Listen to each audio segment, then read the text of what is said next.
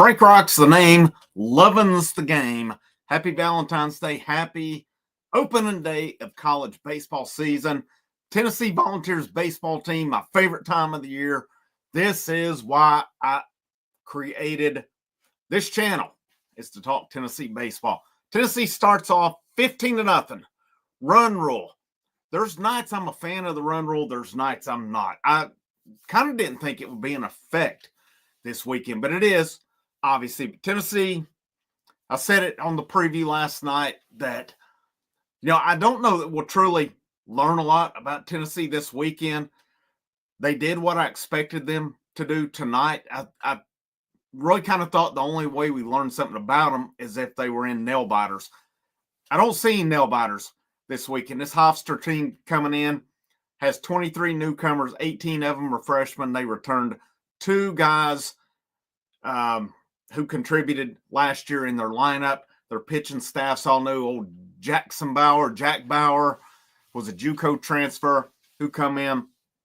Their main guys are kind of out right now. But, you look at this Tennessee team tonight, we have seen, and it's early. It's early. It's easy to overreact tonight, but based on what you saw Friday night last year. Now, that was kind of, they had to react due to the A.J. Russell injury last year. But still yet, you go out, you go to the portal, you get Liam Doyle, you get Andrew Fisher from Ole Miss. Night number 1, they both make an impact. And Doyle was crazy tonight. I would venture to say Doyle threw a no-hitter because they're giving hits now when guys don't feel balls. Used to, those were errors. Those are errors. There's probably plenty of you that would back me up on that one now because I think it was the lead off the game. Curley hit a bullet. The dude didn't catch it. It went up there and he got on first. They ruled that a hit. Used to, man, those are errors. And I'll be honest, I don't like that. I think it's given too much credit to the fielders, but still yet on it. What a great night to start off.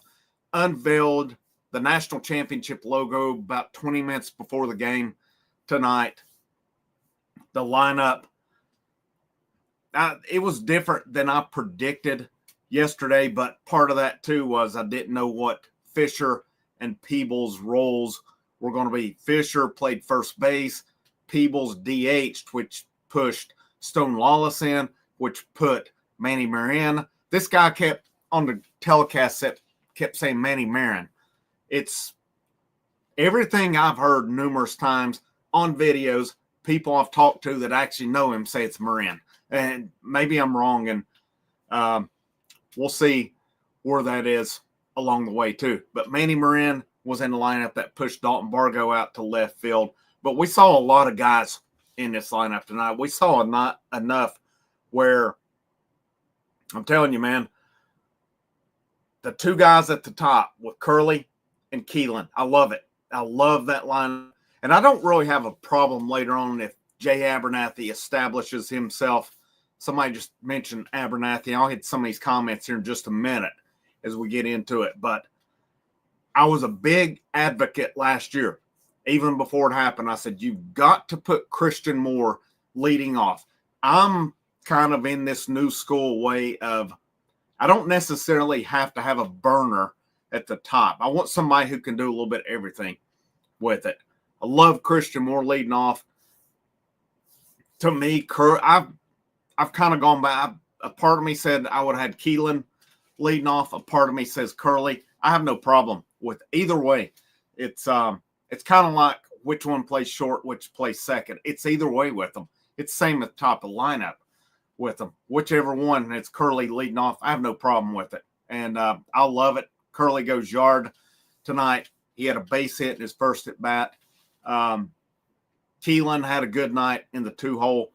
Inslee got an RBI. Inslee struck out, and they pulled him out of the game. Fisher hits a bomb. I thought Peebles hit pretty well tonight. Bargo had a meh night. And Manny Marin was in. Manny Marin had a good debut. Bargo was meh. Stone Lawless did some good things. Chapman, was in there. And then you had, guys who come in later on. Thought it was a real positive that Ariel Antigua drove in a couple runs, because I will state it, and I'll keep on stating it. There is not a better infield glove. And this is nothing against anybody on Tennessee's roster who's on. There is not a better infield glove than Ariel Antigua. The dude is phenomenal with the glove. If he hits, it'll be hard to keep him out of line. Hunter High, a guy we've talked a little bit about, not give a ton, but a little bit. Goes yard when he comes in. Lots of positives tonight. And there's guys we did not see tonight who are going to be big contributors down the line. But Aaron Height, what's up, man? Good seeing you. Got to love that start to the season. Absolutely, totally agree. Great start with them. Honestly, I think they did what I expected for the most part, but still yet, meeting expectations. This looked like a Hofstra team in the CAA. They're picked 9th out of 12. It looked like a team. I think they were like 23-44 last year, so it looked like a team that Tennessee could really dominate. But, man, D. Hurt brings up a good – let me hit these comments here. Brad Lipford, what's up, man? Good evening, Frank. Good start, my friend. Dudes from Ole Miss, damn good. Yeah, you're right. You're right. They were. Liam Doyle, man. Let's hit Liam Doyle here while we're at it. Home stats on the night. Liam Doyle, 5 innings, 1 hit. I don't think it was a hit. I'm old school with it. If you're in front of it and you boot it, that's an error. Liam Doyle did get charged with the 1 hit. 11 strikeouts, faced 15 batters. What a night, man. 2 flyouts, 1 ground out along the way. That is about as good. 58 pitches, 42 strikes. That is about as good of a debut as you could ask for. That is about as good of a debut as you can ask for. And for anybody who was still like, man, are we going with this opener philosophy? And, things can happen. That's last year when Tennessee faced Texas Tech in the first game. It was A.J. Russell, and he looked really good in that game. So we'll see where it goes from here. How does Doyle perform against SEC teams, or how does he perform in a couple weeks in Houston against that better competition? That's going to be the key here. Make sure you hit that like, that share, that subscribe, guys. We got 40. We're teetering around 45 right now. Share this thing out, man. Get some people in here. Our watch stuff is kind of, you can watch through Twitter, of course, YouTube. And I've got it linked actually to my personal Facebook. I don't like that. It's people I know can look at it, but wish I could get it to the House of Orange Facebook on here as well. But it has been posted in each place. So make sure you hit that like, share, subscribe. Super chats are appreciated. They do go to help the channel. They do go to provide you coverage that you want along the way. And, not one of these that begs for money, but still yet, there's a lot of time and work gets put into this stuff. So it is greatly appreciated on that. D. Hurt says, the run rule may have cost Tennessee the home run record last year. Yep, it absolutely did. And I kind of hate on night 1 that we're already into the run rule. Tennessee got shorted out of 2 at-bats tonight over that. I don't know. Unless we make it universal from a lower age until MLB, I don't know, man. I know it doesn't serve a big purpose against Hofstra to play 2 more innings, but still yet, you're able to get all these guys in the lineup. I would have liked seeing Levi Clark, Chris Newstrom, Jackson Walker, Dane Morrow possibly get some at-bats tonight. But, it is what it is. It's there's a reason those get put in with it as well. But, yeah, I totally agree, D. Hurt. It totally did cost Tennessee the home run record last year. Dry foot wax, I'm guessing. Frank, love your show. I think Jay Abernathy's going to be really good too. Absolutely. We didn't see a lot of him tonight.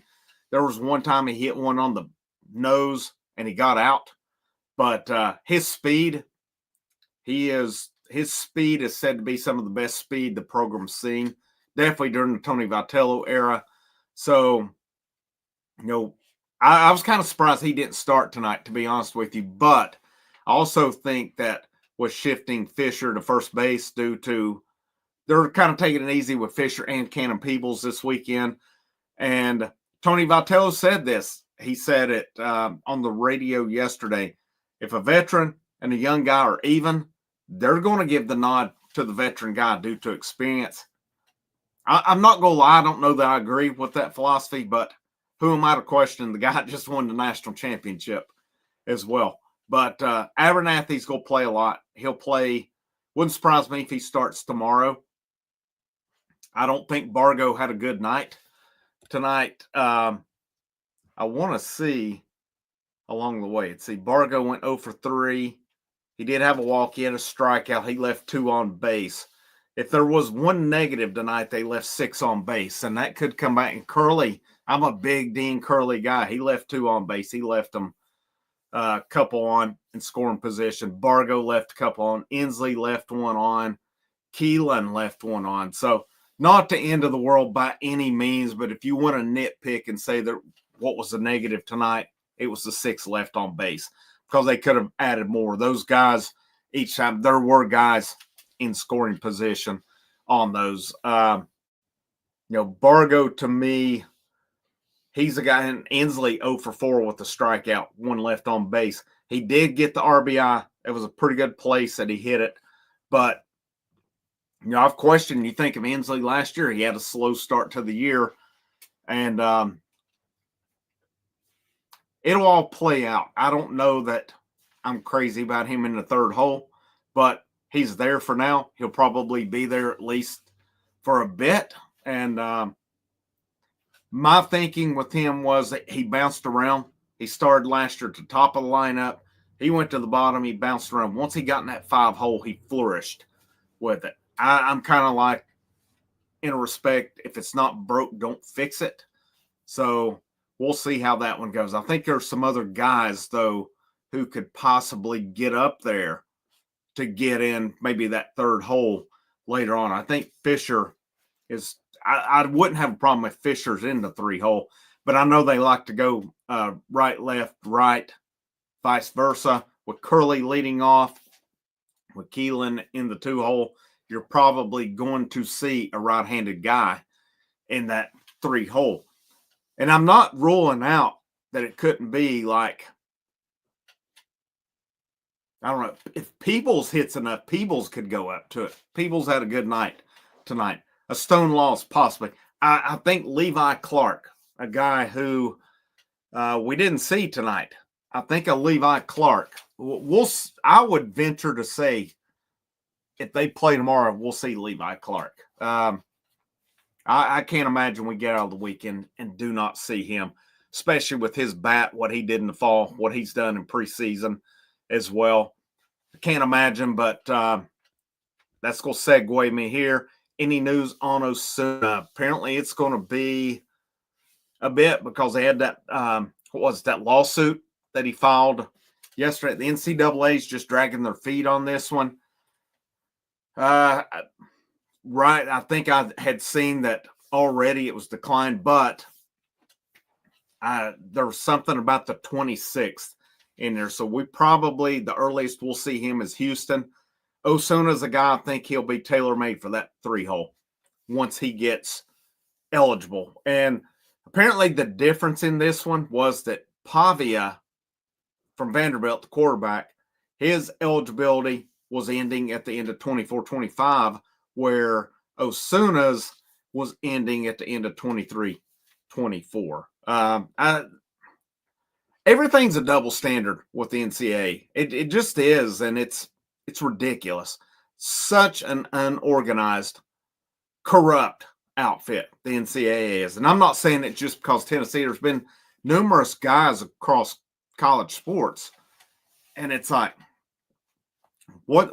I mean, a dude from Miami this year finished his 9th year. Give me a freaking break, man. It's just crazy. But anyhow, I still think, based on everything I had read, still think Osuna gets eligible. To me, if or when he gets eligible, that 3-hole seems ideal to me. Fisher in the 4, and again, based on that right, left, right. Inslee in the 5-hole, 6-hole Peebles, 7-hole. I think at that point you could probably go. Man, that's going to get interesting down the line, because I think the lineup is going to take some twists and turns along the way. Guys like Vargo and Chapman, to me, if they don't get it done, if they're like last year where they're inconsistent, there's a bunch of freshmen that are going to put him on the bench and put him out of position. But what's up, Sandra? It's good to see you in here. Liam Doyle was absolutely crazy today. Again, he 5 innings, 1 hit, and I questioned that hit. 11 strikeouts, 2 flyouts, 1 ground out along the way. He faced 15 batters today, 42 strikes, 58 total pitches. I mean, he's working in, mid 90s, and I've seen it too, that he can go up high 90s. So you got to think, especially when you get into warmer weather, those MPHs are going to start going up a little bit more as well. This cold weather is probably, and I don't know what the weather was looking like in Knoxville, but it didn't look too good from what I'd seen. And the forecast, it looked like, based on the people I'd seen, that it looked a little bit rough today, as far as temperature wise. As far as no rain or anything, it looked good. Now, tomorrow's game, they said, has been moved up to 2 o'clock from 4 o'clock. And then Sunday's game, 11 o'clock. I was supposed to go this weekend. Things happen for a reason. Sometimes it worked out where I'm not going to get to go this weekend, and that's all right. There's a lot going on as far as with me or family right now. So it worked out where it didn't get to happen, but oh yeah, absolutely. I think basketball. Yes, I do. I think the men and the women definitely take care of business this weekend for sure. Yep, absolutely. What's Tennessee? I thought it was interesting tonight. We saw Liam Doyle for 5 innings. We saw Tanner Franklin for 2 innings, and I've not even gotten to Tanner Franklin yet. 2 innings, 4 strikeouts. He did plunk a dude. 7 batters faced, 1 ground out, 1 ground into a double play on the night. 18 strikes, 30 total pitches on the night. The one thing with Tanner Franklin, of course, I mean, theoretically, in a respect, a hit by pitch is about the same as a walk. But that was the thing with me for Tanner Franklin at Kennesaw State, was that he averaged a walk per inning. And that's a little much, but, I guess a hit by pitch in 2 innings is, he's cut it in half, more or less. But Curley, yep, totally agree, Sanders. Dean Curley, I mean, he started off, hit a bullet today, and then hit that bomb later on. I mean, just look at the stats here. Let me share up what I've got here. We'll go through these. We'll probably go maybe 10 more minutes. We'll cut it off. 63 in here. Really appreciate you guys. Again, if you have not subscribed to the channel, hit that subscribe button. About 70. Before I come on, we were 74 from 3,000. It's kind of settled down a little bit, but I've gained a lot through. There's been nothing with football news here recently. Basketball and baseball, we do pretty good. Of course, basketball, anytime Tennessee loses, we do really well, and opposing fans like to blow my channel up when we lose. But you don't see them much when we win. I thought it would be the other way around, and I had given Kentucky fans a lot of credit for being good. Kentucky fans are off the list. They've shown themselves this week. Let's see here. Let's share up the stats right here. Here we go.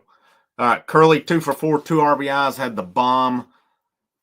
If you want to nitpick it, he left 2 on base. He had 1 put out, 1 assist tonight. Antigua pinch hit for him late in the game.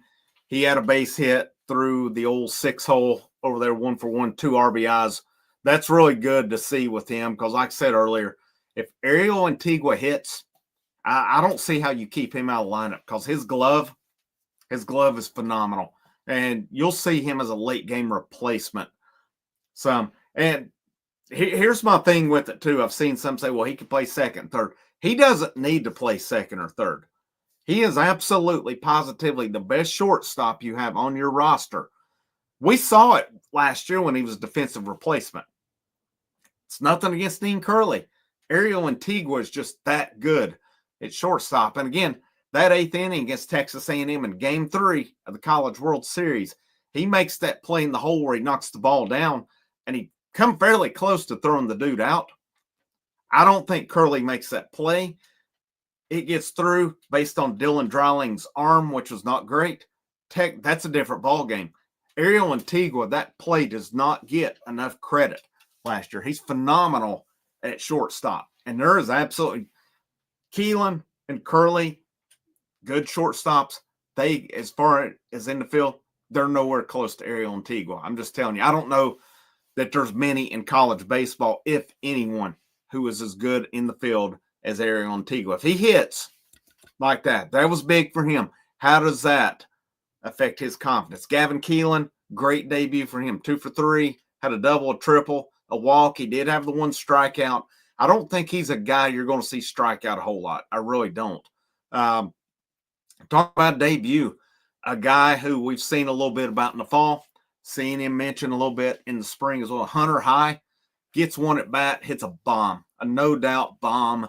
Dude hangs it inside a little bit. 1 for 1, 3-run bomb. Great debut for him. Hunter Ensley, 0 for 4. He did get the 1 RBI. He struck out once. He left a guy on base.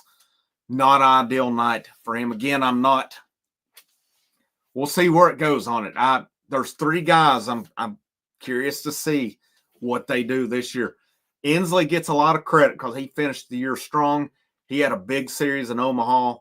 Yeah, I mean, they mentioned it in the telecast. He come up to bat, ball legend Hunter Ensley. He absolutely is a legend. And I need to watch the documentary that come out called Hunter that was, I think they said it was student filmed with it. I bet it'd be pretty cool. I have not watched that yet, but it's on YouTube. Colby Backus Colby Backus was 0 for 1. He did strike out. He had a run because he come in for Ensley later on. But I don't know that I thought he looked really bad in his one at bat. And I picked him to possibly DH. That was who I predicted today. But again, I didn't factor in. Probably should have factored in Fisher at first and Peebles at DH tonight. But not a good showing for Backus. We'll see where he goes. Because to me, the question with Backus is, can he do it in conference play? And he looked, in his one at bat, he looked like a guy lost. And we'll see where he goes. And I'm just analyzing the at bat. I know there's potential there. Can he do it? Is the question. Andrew Fisher, 2 at bats. He walked. He hit a bomb. Or I'm sorry, he had 2 at bats. He walked twice and hit a bomb. Pretty good debut for him. Jay Abernathy, he batted once. He hit a bullet, but it got caught. Cannon Peebles, 2 for 3 with an RBI. Manny Marin, 2 for 3. Good debut for him, starting at third. Blake Grimmer come in. He walked and scored. Dalton Bargo, 0 for 3. He did have a walk. He had a strikeout. Stone Lawless, 1 for 3. He hit one off the wall, and left field got 2 RBIs. Reese Chapman, 1 for 3. He was hit by a pitch. He had a hit. He had an RBI, 2 runs scored. Pretty good, pretty good, as Larry David would say, overall night for this offense. Pretty good night for this team. I don't know, the rest of the weekend, you got Marcus Phillips going tomorrow for Tennessee. You're going to Sunday still in there. I'm still wondering if they go Nate Snead or they go Dylan Loy on that, because based on the pizza series last weekend, it was Dylan Loy. Nate Snead followed up Marcus Phillips. And, part of me, I thought maybe Tegan Coons Sunday, from what I've been told, he's pretty sick right now. So I don't know if we'll see him this weekend at all. So if you don't see him, it's not anything where the coaching staff is just not pitching him this weekend. He's from what I've been told, in pretty rough shape right now. So hopefully he gets better soon. Hopefully we'll see him this weekend. But great night. Great. It's nice that opening day for college baseball is here. Big day for Tennessee Athletics tomorrow. I know Lady Vols softball is playing. I said I was going to do some Lady Vols softball coverage. I'll get there at some point, I think. But I'll be honest, it's just not a priority right now for me. Basketball tomorrow, 1 o'clock versus Vandy. Baseball tomorrow, 2 o'clock versus Hofstra, game 2. If they get the game in, I think probably what I may do tomorrow is just after the baseball game, do a baseball-basketball mashup tomorrow and wrap them both up. So that should happen somewhere probably around 5 o'clock if they get the baseball game in tomorrow. They did move it up 2 hours, and I'm assuming that'll still be SEC Network Plus tomorrow. But I'm going to wrap up on that one. Appreciate you guys coming in. Have a happy Valentine's Day tonight, whether you're with your love, whether you're by yourself. Do your thing tonight. Just know Frank loves you. But in all seriousness, thank you guys so much for your support. Thank you for checking out the channel. Make sure you hit that like, that share, that subscribe on the way out. Have a great rest of your evening. Last but not least, it's always a great day to wear the orange.